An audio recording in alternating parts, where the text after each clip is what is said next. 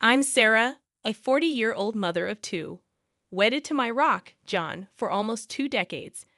Our life's been a thrilling yet challenging journey, and it's the companionship in these times that truly counts.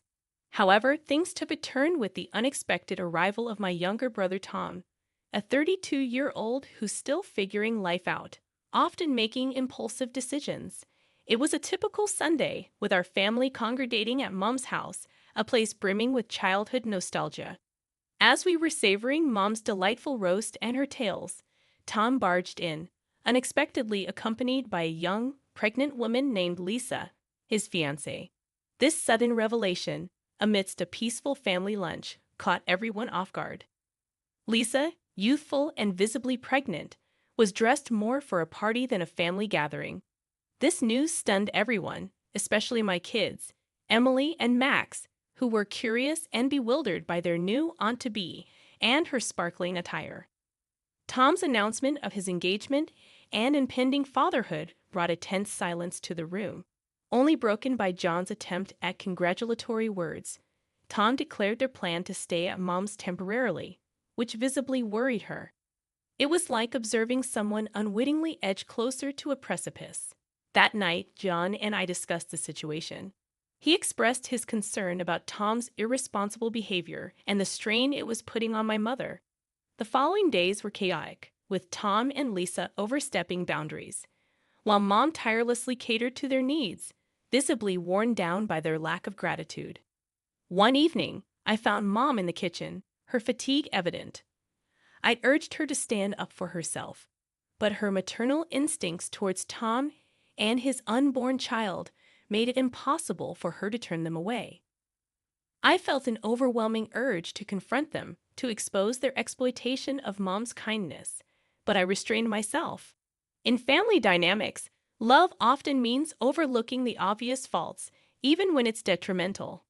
This became our new reality: Tom and Lisa, the inconsiderate house guests, and the rest of us tiptoeing around to maintain harmony in a home that now seemed constricting. Our days were upended by Tom and Lisa's presence. Each morning was greeted with Lisa's loud grievances about her discomforts or cravings. She'd saunter into the kitchen, still in her nightwear, demanding breakfast without a hint of courtesy. "Sarah, whip up some pancakes, will you?" "The baby's craving them," she'd order without a please. I'd clench my teeth, trying to maintain composure. "Sure, Lisa." Just after I prepare Emily and Max for school. Tom was equally unhelpful, idly lounging, his attention fixed on his laptop or video games, occasionally shouting for food without a glance our way. Mom attempted to mediate, reminding me they were young, but I couldn't overlook their blatant sense of entitlement. As Lisa's due date neared, the situation worsened.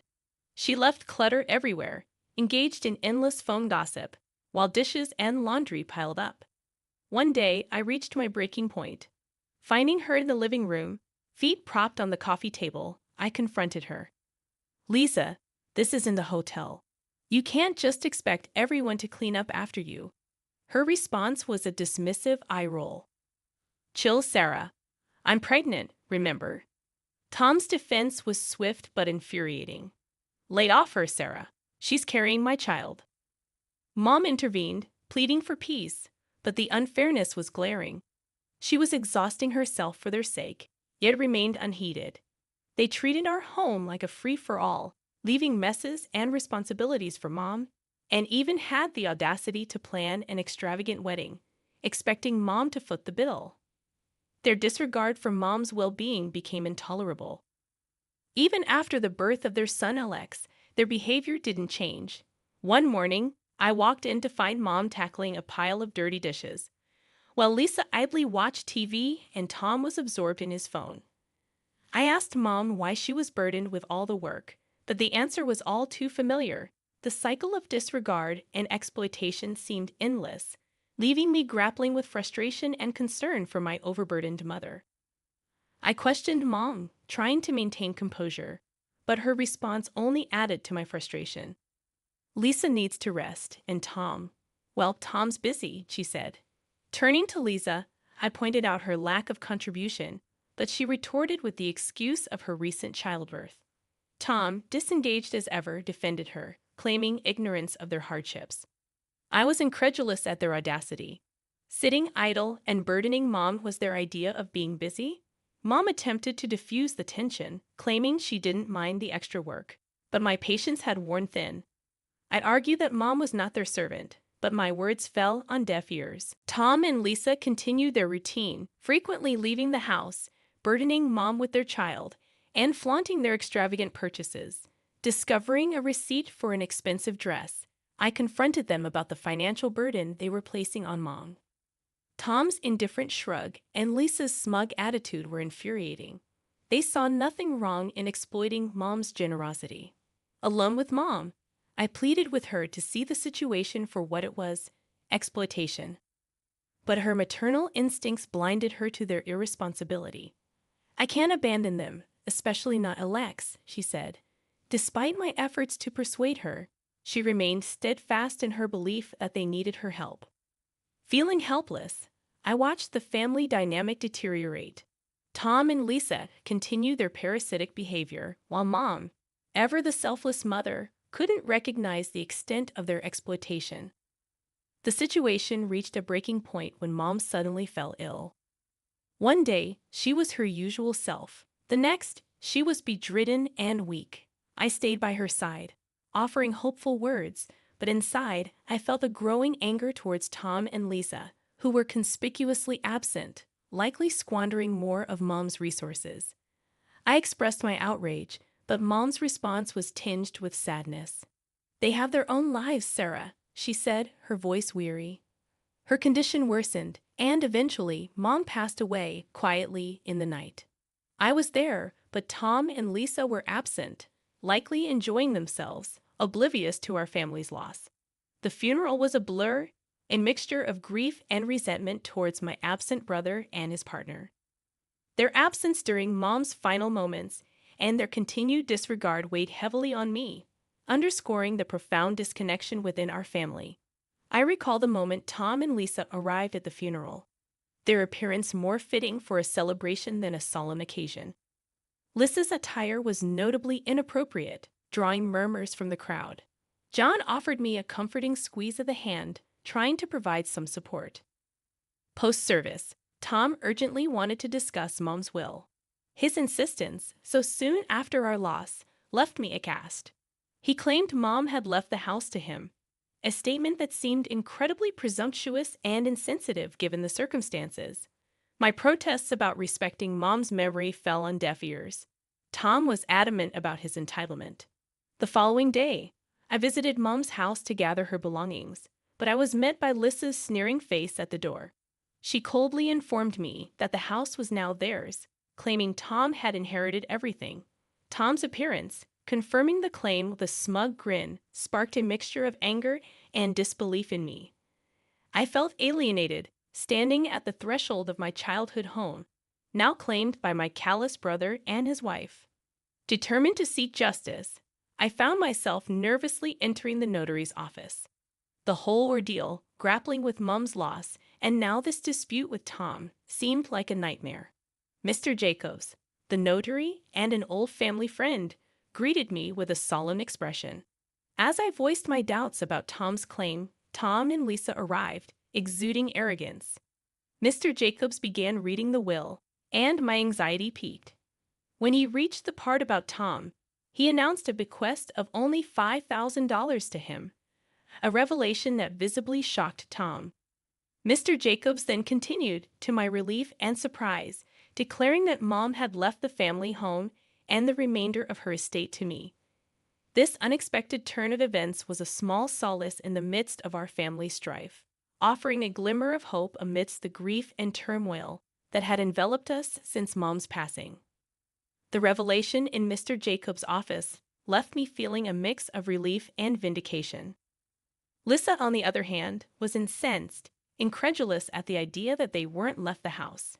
Mr. Jacobs informed us that Mom had made this last will only a month ago, due to her concerns about being pressured by certain family members. Tom's reaction was one of rage and denial, but there was a sense of justice in the air. Mom had seen through their exploitation. Tom accused me of turning Mom against him, while Lisa threatened legal action. Mr. Jacobs warned them about the possible legal repercussions if coercion was proven in any earlier will. Their confidence seemed to falter at this. As Tom and Lisa left the notary's office in a huff, I stayed behind to express my gratitude to Mr. Jacobs. I left feeling a whirlwind of emotions: sorrow for losing Mom, relief that her final wishes were honored, and anger at Tom and Lisa's audacity. Back at the house, Tom confronted me, infuriated by the disparity in our inheritance. I tried to explain that this was Mom's decision, likely influenced by their continuous financial demands. His frustration was palpable as he demanded to know why Mom would screw him over like this. Then I found Mom's letter, tucked away in a drawer. It explained everything. Mom had initially set aside an equal share for both of us, but as Tom and Lisa's demands increased, she began to deduct from his portion. By the time she wrote her last will, Tom had already received most of his share through these advances. Tom was shocked and in denial, unable to accept that his actions had led to this outcome. I was firm, my patience thinning, as I confronted him with the reality of the situation. He sat, overwhelmed by his own actions, pondering the gravity of what he had done. The weight of his choices and their impact on Mom's final decisions was a harsh reality he now had to face. As I set the letter down, a blend of pity and frustration washed over me. "You've only yourself to blame, Tom. This was your doing," I said, watching him leave the house, a shadow of the man he once was. There was a sense of justice in his departure, but it was tinged with sadness for a family now fractured by both grief and selfishness. The house, previously a battleground of family conflicts, now stood in a haunting silence. Tom and Lisa had left, severing all ties with me. It was a relief to be freed from their tumult, yet it also left me to grapple with the fallout of their actions. As I sat in the living room, lost in thought, my phone rang. It was Jenna, bringing news of Tom. He was job hunting in town, and Lisa seemed to be living a single life, with no sign of their son, Alex. Anger surged within me at their reckless disregard for their child. Jenna's voice broke through my fury, suggesting that maybe there was something I could do. Her words ignited a spark of determination in me. I had to fight for Alex. He deserved a better life. The next day, I met with a lawyer, Ms. Rivera, a straightforward and determined woman. I laid out my case, my resolve firm. "I want to pursue custody of Alex. He's in a toxic environment," I told her. Ms. Rivera, sizing up the situation, agreed to help, though she warned it wouldn't be easy. The ensuing legal battle was arduous, with Tom and Lisa oscillating between cooperation and hostility. But I remained steadfast. John's support was unwavering, his arms a haven of comfort after each challenging day in court. "You're doing the right thing, Sarah. It's hard but necessary," he reassured me. The day I was granted temporary custody of Alex was filled with mixed emotions. He was a sweet, bewildered boy, but gradually he began to adapt to our family. Emily and Max quickly grew fond of him, and he brought a new joy into our home. Tom's reaction was one of anger and resignation. "You've taken everything, Sarah," he accused. I stood firm, knowing I was protecting Alex, a responsibility Tom had neglected. As Tom walked away, I realized our relationship might never recover, but this was about Alex's well-being, not our sibling rivalry. With Alex, life took on a new dimension. There were challenges, of course, but also moments of laughter and love. He was slowly becoming a part of our family, and I was resolute in making his presence permanent. Looking back, I knew despite the hardships and challenges, we were building a brighter future, one filled with hope and the love of a family reunited under new circumstances. Making the decision to bring Alex into our family was undeniably the right choice. It marked a new chapter for us, an opportunity to heal, grow, and foster a future brimming with love and stability. This was the legacy I yearned to create, a vivid departure from the selfishness and discord that once loomed over us. Our home, once a symbol of family strife, was now alive with laughter and the joyful sounds of children. Alex had seamlessly integrated into our lives, his presence a beacon of happiness. One evening, as I tucked him into bed, his innocent question about staying with us forever warmed my heart. Yes, Alex, you're part of our family now, I assured him, and his contented smile was all the confirmation I needed. John, standing by the door, shared a look of pride and fulfillment. He's really fitting in, he observed, and I couldn't help but feel a sense of achievement. We were providing Alex with the life he deserved. The next day brought the exhilarating news. The court had granted me full custody of Alex. Overwhelmed with emotion, I thanked Miss Rivera profusely. The family's reaction to the news was a beautiful sight. Emily and Max embraced Alex, and even John was visibly moved. "We're a complete family now," he said, voice laden with emotion. The journey had been tumultuous, but it strengthened us. While I occasionally thought of Tom and Lisa, hoping they would find their path, my priority was our children and our family. In the following months, Alex flourished, transforming from a timid child into one filled with confidence and joy. One day, while playing in the garden, he presented me with a dandelion, proudly announcing his wish for us to be together forever. Holding him close, I assured him that his wish had indeed come true. Looking around at my family, I felt an overwhelming sense of peace. We had navigated through the storm and emerged more robust. Our future was a canvas of hope, love, and endless possibilities. This was our story, a testament to the resilience of family and the transformative power of love. It was a future bright with promise, and we were more than ready to embrace it wholeheartedly.